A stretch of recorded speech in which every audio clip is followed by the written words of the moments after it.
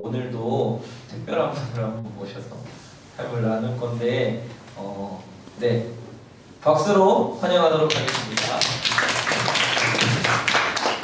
접니다. 여러분한테 처음 목사님의 삶을 나누는 것 같아요. 네. 혹시 내가 말이 길어질까봐 써왔고 써온 그대로 읽고 나갈 거니까 길어지지 않을 거라고 생각합니다. 처음에 이렇게 썼어요. 여러분 만나서 반갑습니다. 이지호 목사라고 합니다. 이렇게. 여러분 처음 만난 게 2016년 1월 29일 날 새벽교회 왔으니까 29일에서 30일쯤 되는 것 같아요. 그러니까 새벽교회 온 지 벌써 4년 차가 됩니다. 서로 안 지는 얼마 안 됐지만 목사님의 39년의 세월에 한 4년 정도밖에 되지 않았지만 목사님이 여러분에 대해서 뭐 다 알고 싶지만 그럴 수 없다는 시간적인 한계를 인정합니다. 그래서 그동안에 기회가 없었는데 목사님의 39년의 삶을 39를 자꾸 썼네 내가 삶을 조금 나누려고 합니다. 이 나눔이 여러분과 저의 어떤 시간적 한계를 넘어서서 더 깊어지고 친밀해지고 또 함께하는 공동체가 되기를 소망하고 또 기대합니다. 저는 가난한 목회자의 아들로 태어났습니다. 어린 시절의 기억의 단편들이 당시에는 잘 몰랐지만 지금 돌이켜보면 참 가난했던 삶이었습니다. 이 삶은 제가 30살이 되어서 가정을 꾸릴 때까지도 계속되었습니다. 그나마 다행이었던 것은 교회 목사님이시니까 교회 지원으로 등록금에 대한 고민이 없었던 것인데 그것에 대한 기억도 매년 사무총회 때가 되면 아들의 학비만큼은 지원을 멈추지 말아달라고 부탁하시던 아버지의 모습이 내가 목회자가 되어서 사무총회라는 것을 경험하면서 아버지의 심정을 조금 이해할 수 있었던 것 같습니다. 그래서 목사님에게는 저에게는 재정의 문제가 사실은 좀 큰 문제이고 우선순위에 걸리는 문제이기도 합니다. 그리고 이 우선순위를 정하는 이 재정의 문제에서 저에게 가장 기억에 남는 사건은 고3 때였습니다. 제 인생에 특별히 용돈은 없었어요. 부모님이 주시면 있고 없으면 없는 그런 삶이었는데 제가 고3 때 아버님께서는 교회를 새로 건축하고 계시는 중이었어서 이것도 나중에 들은 것이지만 몇 달 동안 페이를 받지 못하신 채로 목회를 계속 이어오셨고 심지어는 통장에 있는 잔고까지도 모두 교회 건축 헌금으로 내놓으시면서 사는 삶을 살았습니다. 근데 목사님에게는 그걸 잘 얘기 안 하셨으니까 아버지로서 얼마나 고민이셨을까 하는 것을 뒤돌아서 지금에서야 약간 느끼는 것 같습니다. 하루는 예배를 드리고 도서관을 가야 하는데 호주머니에 1,500원 밖에 없었어요. 1,000원짜리 하나, 500원짜리 하나. 그래서 점심을 어떻게 먹어야 될지를 이제 고민하고 있었어요. 예배를 드리고 도서관에 가면 그 당시에는 국립도서관에 1,000원짜리 라면을 하나 팔고 있었고 500원짜리 커피, 캔커피를 하나 팔고 있어서 1,500원 중에 1,000원을 낼지 500원을 낼지 고민하고 있었어요. 1,000원을 내면 500원짜리 그냥 캔커피를 마시고 점심을 때우고 500원을 내면 1,000원짜리 라면을 먹고 점심을 보내야 되겠다는 생각을 그때 막 하고 있었을 때 찬양이 시작되고 헌금 바구니가 이렇게 돌면서 목사님 앞으로 헌금 바구니가 막 다가오고 있는데 막 너무 떨리는 거예요. 이 호주머니에 있는 1,000원과 500원을 뭘 내야 될지를 고민하면서. 근데 그렇게 고민해서 아직 결정하지 못했는데 헌금 바구니가 내 눈앞에 딱 다가오는 거죠. 그래서 그때 있는 돈을 다 1,500원을 다 호주머니에서 빼서 헌금 바구니에 넣으면서 에이 2배로 채우시겠지 뭐 하루 굶는다고 뭐 되겠어 이러면서 1,500원을 다 드렸어요.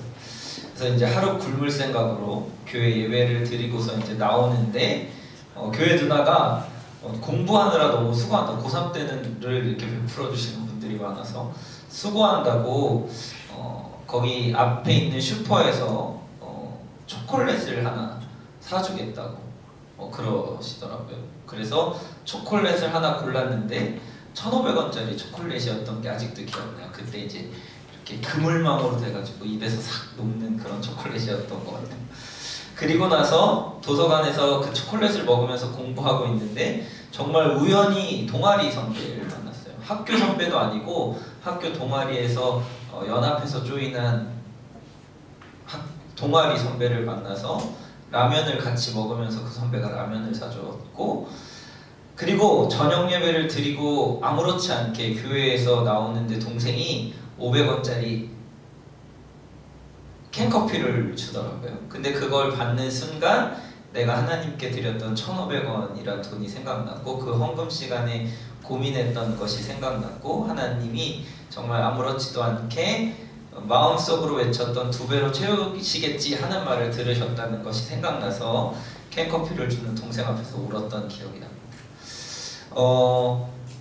그때 왜 울었는지 잘 모르겠는데 지금도 그때 생각이 나면 아무것도 아닌 1,500원이지만 가끔 눈물이 나요. 이 사건이 목사님의 인생에서 재정의 우선순위를 어디에 두어야 하는지를 알려주는 가장 강렬하고 최초의 사건이었습니다. 그리고 나서 가정 형편이 나아진 것은 아니었어요. 그렇지만 그럼에도 불구하고 이제 내가 가지고 있는 재물과 그리고 재정이 누구의 것인지를 알게 되는 그 이후에는 다시는 그런 고민을 잘 하지 않는, 물론 지금도 가끔 하지만 하지 않는 그런 게 되었습니다. 대학교 때에는 한 주에 3만 원으로 교통비와 식비를 다 했었어요.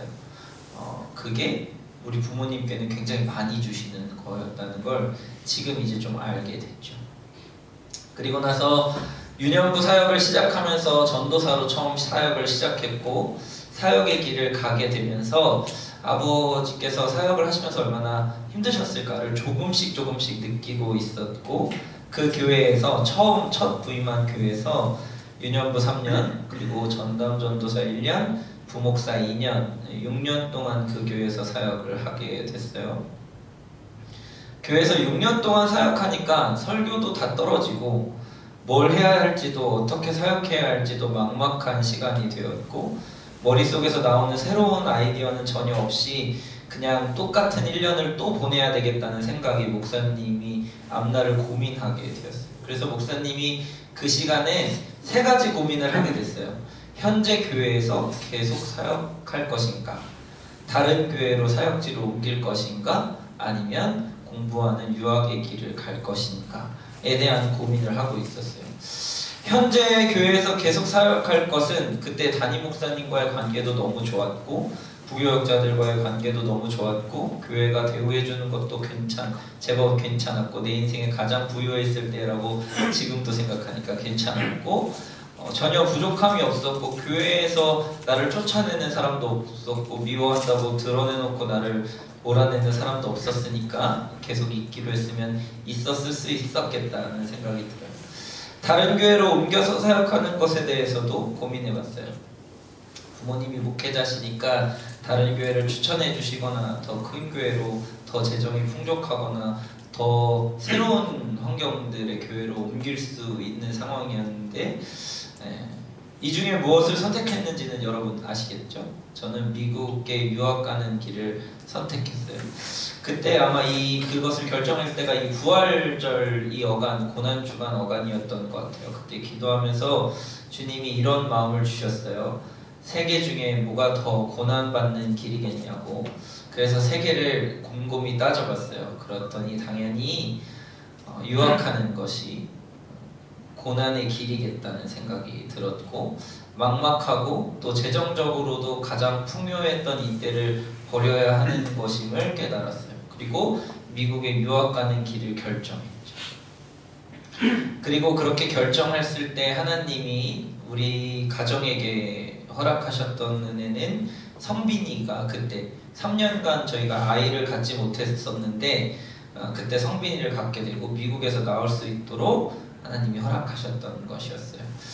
미국에서의 삶은 여기서 생각해서 계산하고 또 예상했던 것보다 더 막막하고 사실은 어려운 삶이었어요.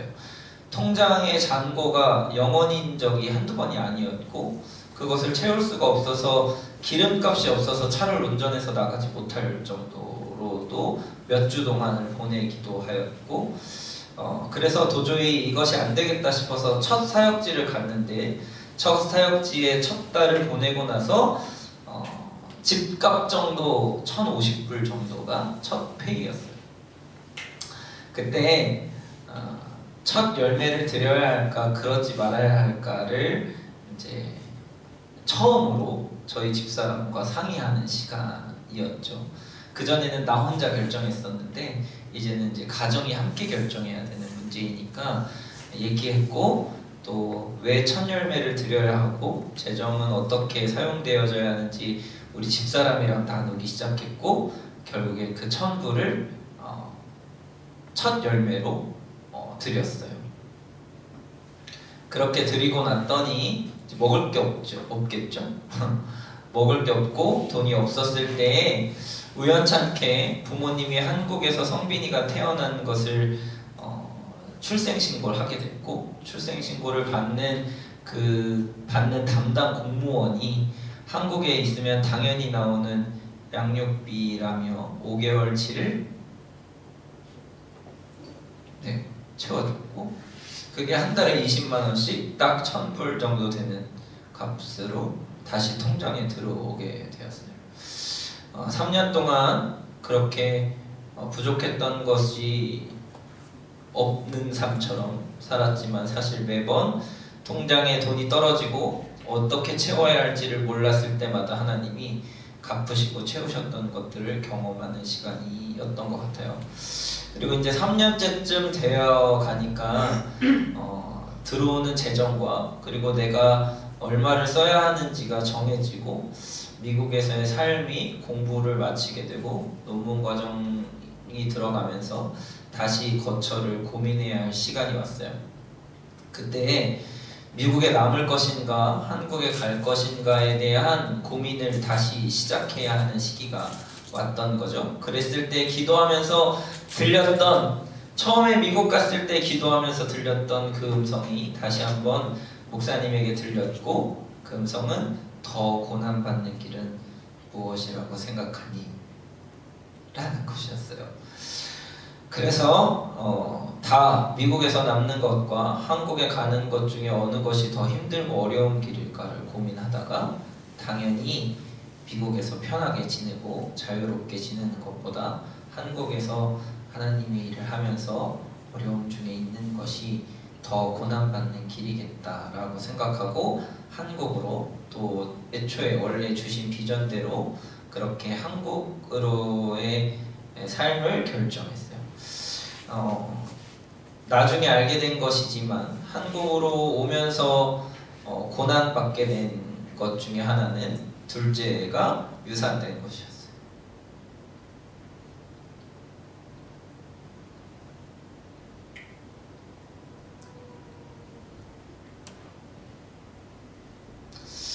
잘못된 결정인 것.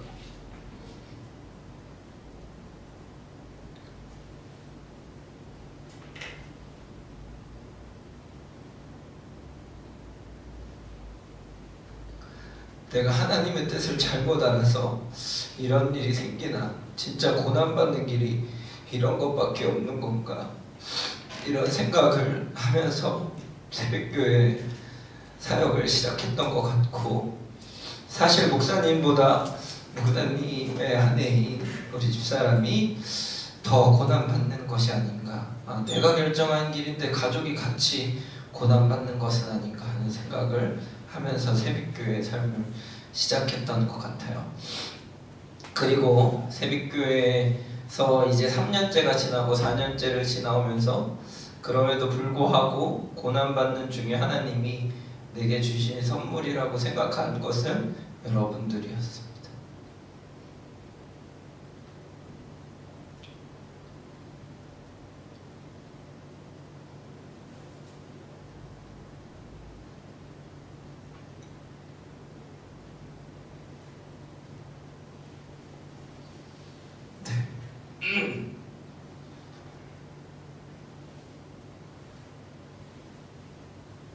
여러분들이 고난으로 나의 삶을 드렸던 하나님이 주신 선물이라고 자신 있게 말할 수 있고, 그렇게 감사하면서 사역을 시작하고 또 이렇게 이어져 오고 있습니다. 하나님의 시선으로 인생을 선택하고 결정할 때 하나님은 반드시 그것 이상의 것으로 채우시는 분이라는 것을 아직은 어리고 아직은 인생의 반밖에 살아오지 않은 목사님의 삶이지만 알 수 있었고 고백할 수 있습니다. 그래서 하나님을 여전히 선택할 수 있고, 그래서 하나님이 우선순위가 되어야 하고, 그래서 여전히 목사님이 어떤 것을 결정하든지 그 결정에서 가장 먼저 들리는 음성은 더 고난받는 길은, 더 어렵고 힘든 길은, 더 막막하고 생각하고 싶지 않은 길은 무엇인가를 두고, 우선순위를 두고 지금도 결정하려고 애를 쓰고 있습니다. 이렇게 목사님의 삶을 여러분에게 나누는 것은 여러분에게도 동일하게 살아계신 하나님이 여러분이 어떤 결정을 하던, 어떤 결과를 갖던, 그리고 어떤 마음과 어떤 생각으로 여러분의 인생을 결정하든지 간에 하나님을 우선으로 둘 때 하나님이 채우시고 보상하신다는 것을 말해주고 싶어서입니다. 여러분, 우리 물음표하고 느낌표하고 화살표하고 느낌표하고 있잖아요. 삶의 무언가를 결정하는 것은 쉽지 않습니다. 쉽지 않다는 걸 압니다. 여러분도 목사님이 그랬던 것처럼 막막하겠죠. 네. 막막하고 힘들고 어려운 순간들을 겪어내고 있을 거라고 생각하고, 또 그것에 대해서 부딪혀서 때로는 눈물을 흘리며 아파하고 있는 것도 잘 압니다. 그렇지만 하나님은 그것을 그냥 두고 보시는 분이 아닙니다. 하나님은 여러분이 포기한 것 이상으로, 그리고 하나님을 선택하면서 내려놓은 것 이상으로 더 귀한 것을 채우시고 더 귀한 것으로 갚으시는 분이심을 믿음으로 고백하고 오늘의 한 걸음 한 걸음을 주님으로 선택해서 살아갈 수 있었으면 좋겠습니다. 여기까지. 네. 적당하네요, 시간은.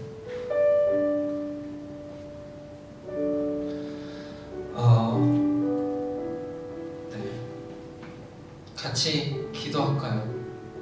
불도 좀 꺼주시고.